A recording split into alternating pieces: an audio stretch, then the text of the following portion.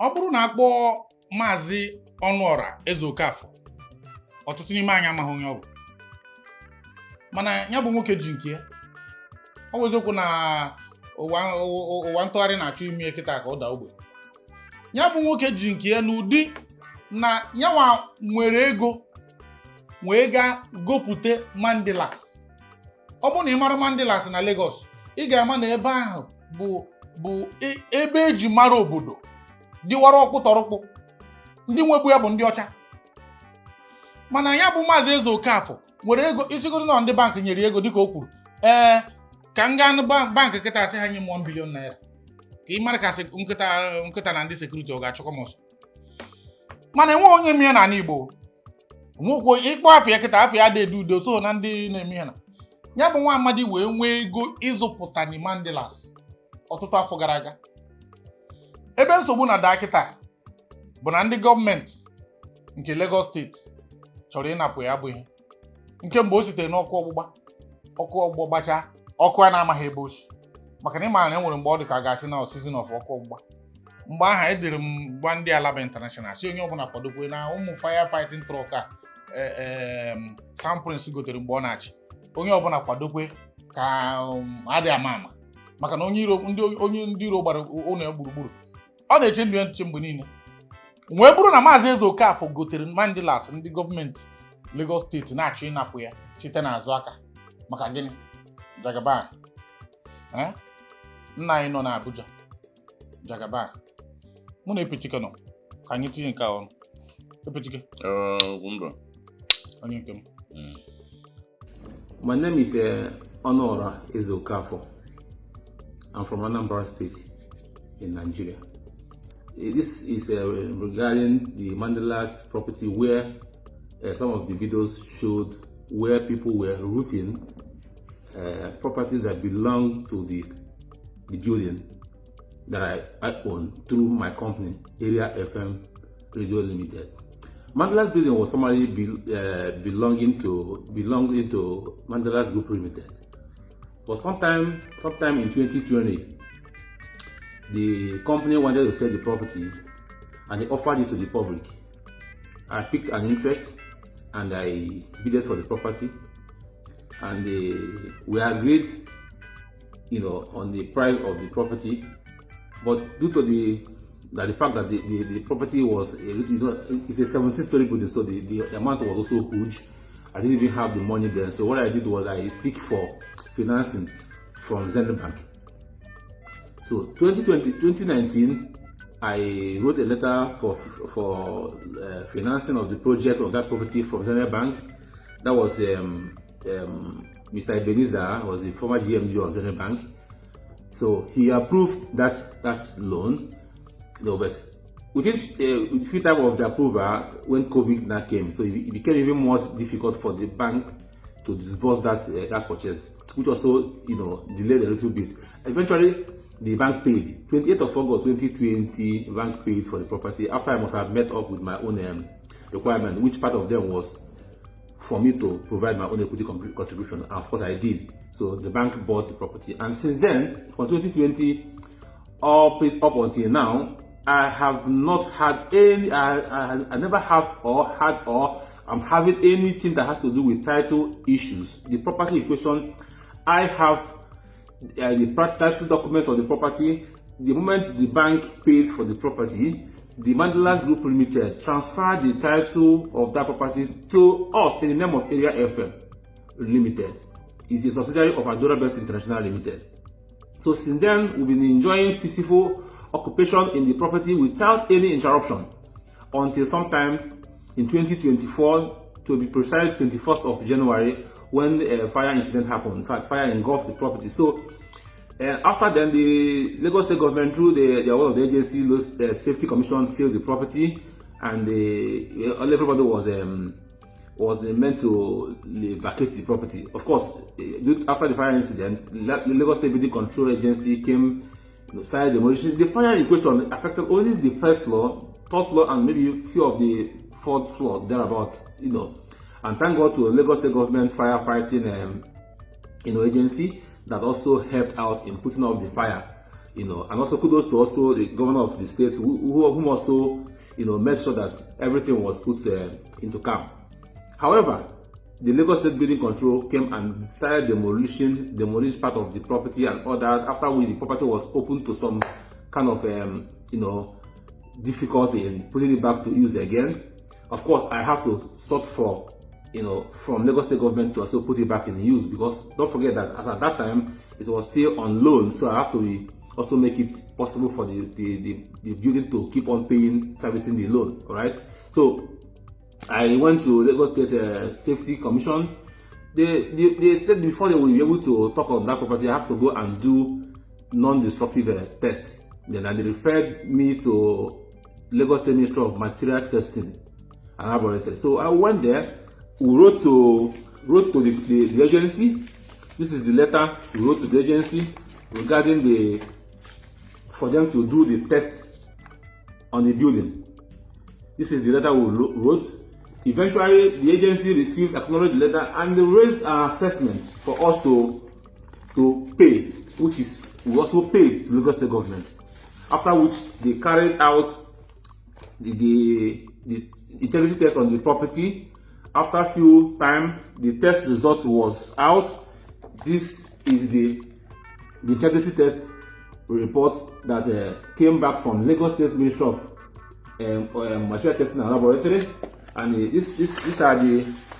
the reports. Eventually,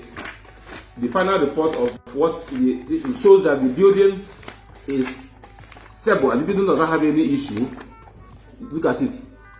so that we should go ahead and renovate. At that point, we went to Physical Planning Authority for us to apply for renovation permits for us to be able to to start development and also remodeling of the property. And they listed everything that we needed to do for us to go back to renovation. Part of them was for us to go and do our architectural drawing, which we also did. The architectural drawing we did. Nke mbụ bụ na amaghị m onye bụ Maazị Uzokafọ. Amakwuru m na onye Igbo. Ama m na erego Mandelas. Ama m na onye Igbo bụ ihe gorie. Ama m na ndị Igbo anyị ma egonite ihe maka mgbe Jagaban na-apụ n'ọchịchị dịka gọvanọ Lagos. Erewere ọtụtụ ebe dị iche iche. Rewiche ma even ma local government headquarter. Onye gara go nke ọjọọ local government bụ nwanne anyị nwoke a na-akpọ Obosi. Ndị Yoruba wee sị ka a ga-ejiri ya ga-eburu ọgwụ tinye n'ime ebe ahụ. Nkịta gafere okpuru geeti da ebe ahụ nwụọ. Ọkụkọ niile na-agafe ka ha ga-akpa nri n'ime ọjọọ local gọọmenti a ka anyị ma na ebe ahụ nwụọ. Onwe mechaa nwoke si ego ozikwa m amaziri etu esi kpezie ya. Nwanne anyị nwoke a gara go Mandelas legitimately ogoghị ya n'azụ, meghị ya ihe na wee gochaa ya kịta a na-achọ ịnapụ ya wee kwuo gịnị. Ndị be ekele m unu. Afọ mgbochi dị Chidera Epetike ndị Igbo. Ihe a bụ Ime Obi from UGWUMBA TV, mana eji mara Obi eziokwu. Ọkwa ifuru okwu a na-asa anya ede Igbo. Ndị be anyị nwanne anyị nwoke ejerugo Mandelas ịtara kwụrụ iji ezigbo ego. Mana ọ bụ na asị nkwuo, asị nnọọ fọchara emehụ ka onye Igbo. Ka m were etu anyị nọ kịta. Onye ofe mmanụ wee bịa na be anyị wee sị na ọ chọrọ igolu ihe dịka former Orient Bank nke a dị na Onitsha Owerri Road ma Premier Breweries. Ikezi amaghị mgbe egburu anụ ka ọ dara na asị na onye ofe mmanụ ego na Premier Breweries. Nye ọdụ ka onye anyị na-akpụzi n'ụzọ seje were ya. Anyị agba ya mgba anyị agba ya mgba kọọ ya nsị mee ya everything dị na the reason bụ that na o nwelu ife bụ epicenter of a town. Mandelas nye ka eji ebe that location niile afọ. Mandelas dị more popular than Tinubu Square. Mandelas bụ a building mana ebe ahịa na that side ọ dị n'ụlọ ebe 17 story or more than ọ dị more popular than Tinubu Square. iwe chọcha ebe ejegoro dị ife ofu ọ bụ na Lagos ka idegoro ya mgbe igoro ya mụhọ ezekwu na esiri jenata ndị ezenite ego mgbe igoro anya mụhọ mana kịta ọ bago n'okwu anya anụbago kwe maka na onye akọghọ ọrụ aso ndị Delta họgwachi ụzọ Igbo something seratana onye agbapụrụ na ụka na-agbapụ ya na asịrị na ọbụla na-akpa nkata kịta mmadụ pụta mechisi ọnụ ewepụghị na asịrị maka achọ ịkọ anyị sị na onye ahụ na ma ọ bụ nọ mgbe a na-akọ dịta na sị na ọnọ ebe ahụ so na ọrụ ndị ọzọ ka na-agbazi họpụ ka ngịma na aka iji were ụta mmanụ ote na white gị ihe ya ma bụ dat na ije go such edifice n'obodo dị etu a na-eme anya ndị mmadụ anaghị na-acha ọkụ ọ dị ka ite ihe ụmụ okorobịa anyị na-eme asị na ejeje go 200,000 acres of land na ebe dị etu a na iche na hapụrụ gị ya ọkụ iche na ya hapụ ya ihe mara ọbe mmadụ ka ọ bụ ihe emebi jụ onwe gị ọ bụ na bụnụ kere ihe ị ga-eme ife o mere onwebe anyị ji ego na ọ na-azụrụta ihe fon a mana ka a ghara ịkpọ ya n'afọ na-eje ma bụrụ na ezigbo ya na buru nnukwu ibu na ị na-eje Lagos Island na-akụ briji ọ dị ka ndị anabala oge a na-eche ka gọọmenti ya na-adị mma pụọ maka o nwere ihe na amụghọ gị na gọvanọ nwere ike bụ 5 and 6 mana let me tell you something that happened in the Bible. Joseph was a prime minister, the very powerful in Egypt. Emecha Joseph nwụọ after some time. Pharaoh amụrụ Joseph rigote. Egwu dagara ya.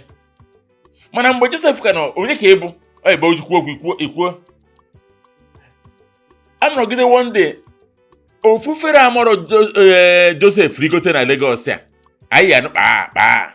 Dịka anyị na-anụ kịta. My transfer complex,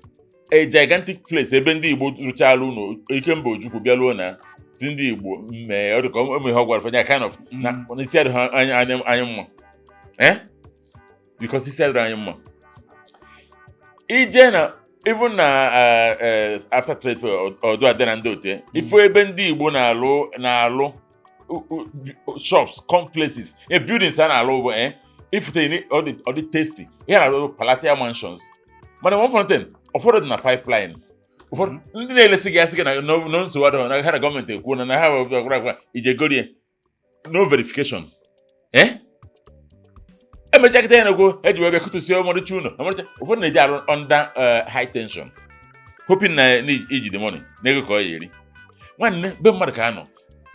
na nwanne ya nwoke oge nọ n'Igbo onye Anambra asị m onwe ka ọ nwa dị na Anambra ka ebu na ego gọọmenti ọ bụla ị na-asụ odomanya na Anambra ka ebu ka esi bịa go such an edifice na Lagos ka esi bịa go such an edifice na Lagos ịmụnụ erase eyebrow ọ dị na kịta na Doha the only way esi kụta na mmiri ebu jekwube ndị senators anyị jekwube governors sort of on that level bịakwute Ugwumba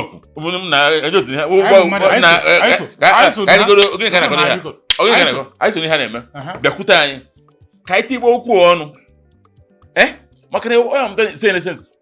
ife a na-ebe atọ ọzọ ụtọ o nwere ebe ị ga-eluo ijie ofu anya na-enene ife dị n'obodo a ụtọ adị aka na ụtọ adị ha anakịta ekwu ya nwere ike anọgide erichie kedu ihe a na-akpọ ya pre-bargain o nwere ka gọọmenti asị oke gị nwere from enu ka ha nwere from ana ọ gị nwere from ana ka ha nwere from enu ma ọ bụ asị gị ihe igoro gị gogharịa ya ọzọ maka gịnị icheghị echewe je datin amebule m go ego dị gị n'aka mana ndị ọzọ biko na na-enere anyị ihe a chọrọ ime na-enere anyị investments unu chọrọ ime outside be anyị ọ na Bible bụkwa ọpụta njọ mana ọ dị na beta maka ụmụ bad experience nwere egoro m ana na Okwe na Asaba na ya kara m mma 18 plots of land gbaa fence jebe obodo oyibo onye na obodo oyibo onye na-agba mbọ nata na agba onye fence mere tihu ya gate ọka ịmana ịmagoro sọsị gba fence na ịpụ mmadụ trouser ị ma na ndị a n'okwe jidere ana ahụ legide ha ncha niile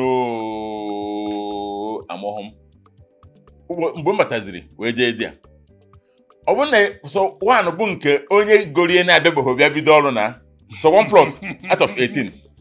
wee were ma taekwondo ma ana ha onye dị in charge before m pụọ si ndatana ọ yọrọ nsị m biko ma ejekwo na ụmụazị ya egbukwo n'okwenye ebe ka mana na ha na ụmụaka sizi ọrụ ebenatasị asị na ego dị n'ọfịa na ha ya egbu m mmụọ mgbachacha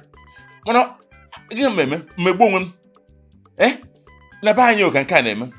o nwekwa kịta ebe dị na Anambra steeti federal government housing na Nteje ọkụzụ Nteje axis ka anyị gochala ana anọkata federal gọọmenti enye anya akwụkwọ anọkata si na ofu onye rụkọ chọọchị ọsọ je mọba na the land ihe na-akịta eme bụ arụ akụtuo na be anyị sometimes ihe gbasara ana dịrọ izi ọ bụzie nke ije na be mmadụ je o nwere expensive edifice iyi enwe ebe ahụ anya ndị mmadụ adịghị na be anyị kịta asị ndị Igbo ọ bụrụ na onye mba wee jee Nnewi most of ndị Anambra na ndị Igbo ndị Nnewi ya mụ ihe nnekwu o nwere ofu nwoke si onye Anambra ka ọ bụkwa bịa Nnewi je gola ana dị n'ezigbo site gocha dị ana gana kwa ọka dị ngwom nya iron condemn dị ebe ahụ o wee lechaa the ten wee na-aba say that na ego nya lete na iron condemn karịrị ego nya ji wee gaa ndị na-ewe isi nkwụkwọ gịnị kịta atụọrị ụtọ otu ndị ọgaranya pụta si gwazie na ihe lesịrị ya bụ Abakara dị ngwom nọ ha ana ebe ọ bụ na o leteghị gị o jere nga onye na-awụghị ihe agba odogwu bụ ezigbo odogwu ndị a megide ya ife mekọta ihe rakọta ya leten o ji ọnụ ekwurukwute ihe na-egbu ọmụhụ na ọkọ nwere ibe ya bụ ije obodo ya bụ ije ịdị ha dị ikosafa na ya na-edobere maka ndị anyị na-eme ya ebe ọ bụla ejiri ịfụọ mọzụ ha lụta gị ọ dị ka ihe o kwuru mmadụ ji egoloka gọọmenti o nwere ọgwụ anyị na-ere gị n'ala tụmadụ obodo fọ mmanụ ite isi ahụ chigha azụ ịba aba na-ebupụta gị n'ozu anwe nke ya achụwa gị na nlọ sef efere achụwa gị na nlọ achụwa gị achụta ya achụwa ụmụazị so bikonu ka anyị kwụsị na-ebe onwe anyị ife ọjọọ o nwere nke ya bụ efu ọ bụ na ego jigodo se na iji eje ana Igbo ihe egotenwu vileji a na iji emepe indọstrị na ana Igbo mana ihe mere na mmadụ ya wọk isi ihe siri ego ngị nwere mone and ya gwa anyị ka ya esi were Riyadh na ọbụna ha lagi without CD so in essence what I'm trying to say bụ ndo ọ dị mma ofu ihe m ghọtara n'okwu ịmana epetike onye na-anakọta ikwu ka onye ara a na ha onye ara ka ikwu ebe a ikwu ha ebe a mana ofu ihe m ghọtara n'okwu onye ọbụla nọ na ọchịchị Jagaban bụ na-apụ obere ala nke obere nke m erughị ka nke m ka bụ 1cm nke erughị 1 feet ọkwa nle bụ ihe ọjọọ emerụ m n'aka ọsịa ofu ihe m ghọtara n'okwu epetike bụ na enweghị ebe ọ dị mfe o mba mana gị wee bịa n'obodo ndị ọzọ gagoro ihe dị agha mụ ekpebiena na enwezugawa ebe a m kpakwunyere onwe m na Lagos anadata nkụ bụ na Lagos mango aga m anama be anyị njide ụdị ego ahụ in fact afọkwa m afọ na Lagos anam retirement nọzie n'ụlọ nwere ụmụ ọ bụrụ ụlọ ebe m ga na-akọ ugbo ka m gotenwuru tinyere ube nna m na nke m nwetara n'ụlọ anọrọ m ebe ahụ nọsara asa mmadụ ji kpakọ ihe a niile igbo onwe ya emegide na mana nke na Chije village ama na ihe ede ndị ajadu nwaanyị ede oge na ajarụ nwaanyị nekọ m anya biko ajụmajụ ịfụkwa nwunye m nwunye m ihe yom mmiri kwa Chije village nsị na o ruo ogo mgbe m ga-ana retirement nọ na Lagos a o ruo 70 years ịma ha na nwere etu ọ dị mba eziokwu so na onye ọbụla ịgba ha na 50 something 60 ịnawa ụlọ ha ya dị na ka ndị Anambra anyị fụrụ n'obodo oyibo nọ n'ebe ahụ na-eyiri akwa ọzọ na-eyiri mkpara yiri imo na-eme ihe na ụfọdụ n'ime ha na-achụzi 80 years nke emechaa mbọsị ọzọ atinye ọnụ maka afọ m vidio ahụ last time ọ na-agba m anya mana ihe anyị na-ekwu bụ ọ bụrụ na ọ dị agha enwere ihe ọ ga-abụ ọ dị na ụlọ ebe iji ego Igbo ike isi na ọ bụrụ na ọ dịka na ị wetara ya bụ ana n'Enugu ma ọ bụ na ị wetara ebe dị etu a ndị Zenith Bank ama nkwenye gị loan ha nyere gị gịnị wee mee na-enwe a na-amakakwanụ maka na ochi dịkọtara ọnụ ọ bụrụ na ochi adịkọtara ọnụ Naijiria nwayọ itinye na ọ kachasị nke ndị obodo a ịfụ na jegaba na-arịgo nkịta wee rote mgbe ha na-eme ihe na onye ọbụla ka na-ene gị anụ m na onye Igbo goro ihe a na-asị oke ọ dịkwa mma ka a na-eme nke trade fair a na-eme na ga-abatara kịta eteke n'ova na trade fair ọzi because abịa ndị Igbo asị na egoro ana from federal government and the lease for 50 years egbuo na kịta agwa ha na 50 nwere ike ịtọ to 15 ọkwa akwụdere akwụgedegharị ya bụ na ọ dị agha na ụlọ mana ị na-anakwari ụlọ kwadokwa akwado maka na ọ bụkwa be anyị ka eruru ihe niile tọsa atọsa na obodo m kịta amụghị ọkụ n'anụ enwere ofu mgbapere ana m dị n'ogologo ụzọ ndị ọzọ nọ na mmepe abatago ebe ahụ ọfụma mmepe ezigbote mmepe abatago ebe ahụ ọfụma wee rute ụfọdụ ụmụaka be anyị ndị isi nkụka na-emezi ịgagharịrị a na ndị mmadụ emekwa eme nchekiche ego m ga-eji gaa rụọ ihe na adịbeghị m n'akpa nwere enye ndị chọọchị sel nọrọ ama m na enyere ndị ụka na ịnapụta ha na-enye nsogbu mana ọ ka mma mụ na ha dee akwụkwọ gwazie ọfụma na ọkwa mụ anwe ihe ahụ nke nwanne m nwoke nọ n'azụ nke onye nke tọrọ ahụ nọ n'azụ azụ ụmụnne m ndị ọzọ nwere ana okirikiri o wee doo m anya na ihe a bụ ana enwetara n'ụlọ ya bụ ancestral land na mbọsị ọbụla ha ga-azọ wee kama ya kọọ m ibi kama mmadụ ga-abịa ree ya maka ihe a na-eme na nke be anyị bụ eree ya ekwere ike a ga na-agbara dibịa a ga na-akwado ọgụ a ga-ejiri ma ndị kọtụ ma ihe niile ejiri esoro utu na arụcha adịdịdị ya bụ na enwekwa ebe o ji ọha ọzọ bụ na ihe a na-eme kịta dịka Epetike kwuru ọ bụghị sụsọ na ana Yoruba ka a na-eme ya enwere ihe ọ ga-abụ emeela gị isi anya ụfụ apụta tupu eke Anambra aka m peturu mpe nọrụ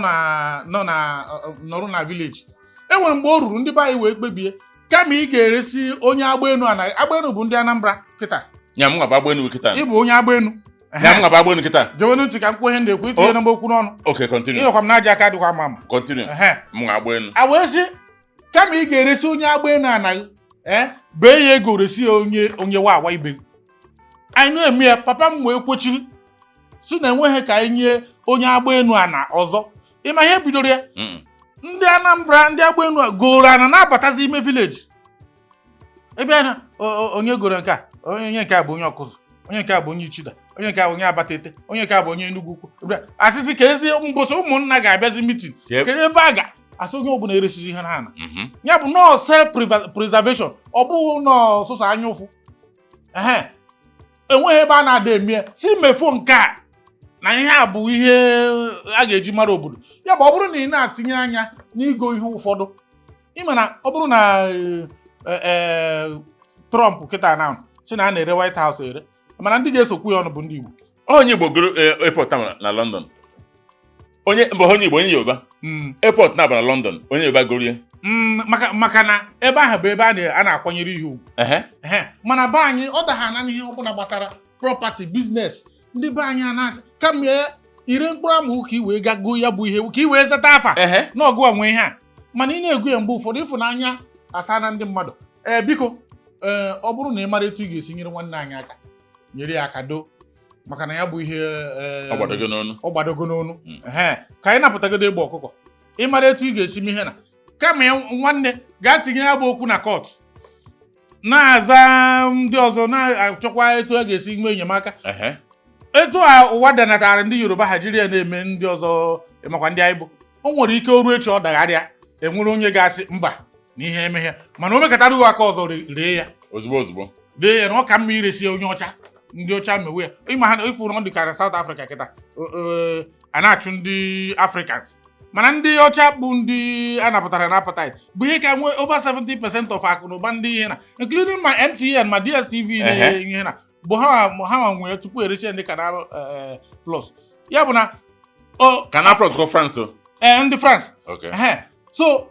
akụ na ụba ndị South Africa ka bụ n'aka ndị ọcha ka ọ nọ mana ndị ha na-achọ ka egbuo bụ ndị Naijiria na ndị ojii ojii zọrọ ha na appetite. bụ ndị zọrọ ha. And iru ebe ahụ mbosi aka nụrụ egburu mmadụ na-abụ aha bụ ndị Igbo. Afọ ha bụ ndị Igbo na ngagharị iwe a na-eme. Gọọmenti May has left maka na ọ na-achọ re-election. Ọ ka na-achọ ka eme ihe na. So biko ọkụkọ na-akpa nri do anyị ufu akọni adịghị ama ama ka anyị na-eme ka anyị jiri uche anyị na-eme adịghị ama ama maka enwere ụdị ya bụ nwa amadi ka ọka kwuru ọka bụ nwa okorobịa enwere eji ọ ga-agba ruo kịta ma enwere etu ahụ ga-eji dị ya ụmụ ihe anyị na ọma mgbe uche ọka ha immediately a na-agwụ ya ọ daa n'ala nwa mmanụ nwee ụlọ ka a ghara ikpo afọ ya mana ọ na-ere ọgwụ ọ bụ so arụ ọgwụ mgbe ahụ ọgwụ kwere ewu ọgwụ a na-ebugharị ụmụ trado medical a 2-story building onwe n'ogologo Badagry Expressway na Lagos ka ọ nụrụ na ama akịrị ya na a ga-akụtu ya akụtu onwe heart attack ozugbo ọ nwụọ na emejikwara arụrụbeghị ebe ahụ ruo tata mana nwoke anakpuo na maka na enwere eji ọ na-abụ iruo obere news like this ya bụ biko ka anya saa biko ndị Igbo anyị anya saa ego ahụ ị nwere ọ bụrụ na ị maghị ihe iji eme ịtụtara anyị arụ enwere ike ịgwa aba na midia ihe na eweta ego anyị eme ya ndị ụwa niile a na-anụ Igbo n'afọ Ugwumba ịbịa soro nwere Ugwumba ịbịa soro ume enwere biznesis ọzọ ndị dịgasị iche iche a ga-eji eme odo anya na ndị ga-eso mee ya bụ ndị mere ihe na mana tupu isi na eme biko anya saa adịkwa ma epetika ekwucha m na mmochi nke m biko na ụmụnna o nweghị Ugwumba gwa gị o nweghị ebe a natọrọ ute ị na-eme uche gị dị ya ịyasị ogene o nwelu mgbe njelu Togo nwanne m nwoke batara mụ na eje Togo wee luo na ya o mere onye ọhịrị ka ọgba aghara mfụ dị wee jụba ka ife maka ihe na source of French e wee sị that na ndị Togo si that na anyị enyezi Nigerians shop na ndị be anyị na-aba abịa ewere shop akwụ ụgwọ 1 year mana ndị be na-akwụ ụgwọ 1 month so ha mee meeting resolve na anyị shop mana ihe otu ji ede bụ na one man be ha kpọrọ fa ndị be ha sị fa na ya chọrọ ile shop a na ya nyere fa ofu ọnwa ha kpọta onye ya nọ na ya na shop ndị nke ọzọ ọnọcha bụ sọ ndị Igbo na ya ana na ebe nye na ndị ofu ahụ na ya na ụlọ ọnwa 6 ma ọ gafee ọnwa 6 ọ bụ na ọ gafee ofu ọnwa nyere ụnụ mụ na abịa na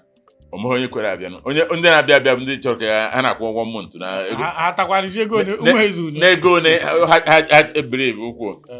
o mechaa demand take after 6 months o were shop nye onye be anyị ndị be ha wee gbakọ na nwoke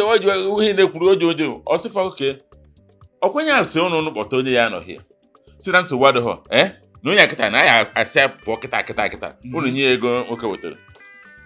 ha sị ọkpọ onye isi fa sa na ebe nsogbu ya dị m na osebe apụọ na anya wetara ego ya weta ego kịta na ọkpọ onye be anyị ahụ ebe a si ya na ndị be ha sị na ya anọ na ị nanataghị ịga kịta enye gị ka isebe apụọ onye isi ya were tie ekwentị na ntị zaro penebu panabul nario ndị na-ebe onye ọzara penebu panabul nario oke ọsịmoke bụ na ebe ị nọ na-amụ ihe ndị a na-eme so ọ na m trying to say m anya ofu ahụ ana ndị be anyị nwere mara chọha na Ghana achụrụ ndị be anyị na Ghana na Accra aje na electrical nọkọta banọ ndị Igbo ndị Naijiria anyị na-ekwu ndị Naijiria ndị Igbo batakara kwa ndị Igbo nwesị shop na ha elize electrical na ha mebisiri everything maka na ndị Ghana na-ejibu 500% profit ele ahịa ndị be anyị bata wetu 300 ọkankụ ewetu 200 ọkankụ ewetu 20 ewetu 10% ndị Ghana na-aba maka life ha na-ebi ebu time ahụ ọ chọrọ iji wee zụ ahịa ọ bụ na 1 hour after 1 hour ahụ jeje rie nri ịbịara ichere ya na-akpụrụ onwe so ndị be anyị bezie chụsị ha chere na business mana ndị be anyị na-achọ survivor ha nwa na-achọ survivor and if the years onwe ka sịra na ndị adị wicked ọ bụrụ wicked ha na-azụ onwe ha maka ha mana ihe anyị na-eketa egwu o nwere mgbe ọ ya eruo ha nwa bruze boy sa before you go properties mana ofe mmanụ mana ugwu Awụsa expected nke ugwu Awụsa ụbọchị ọ ya eme ụnụ ife ọ ya eme ụnụ maka na ndị ka ha na ndị ofe mmadụ bụ gasị na narị onye akịta ejebe ụlọ ikpe na ndị Hausa nwere ike bata de atụ na ahụ bejiri na isi ga daa na ịghọsụ ya nke agwụ ndị famili ya esi n'ọsọ kpọrụ hapụ ihe niile nke ya eji onye ọbụla na-agbagọ n'ọrụ nna ya so biko nụ anyị na-ayọ ọnụ ndị Igbo ka uche anyị nata mmadụ na ọkụkọ na ọbịa n'obodo ebe ọ bụ strange wụrụ ofu kwụkwụrụ onye mekọkọrọ nkọkọm ihe na-emenụ biko nụ ekene m ụnụ Gwumba ọ na-adị etu a ka ọ dị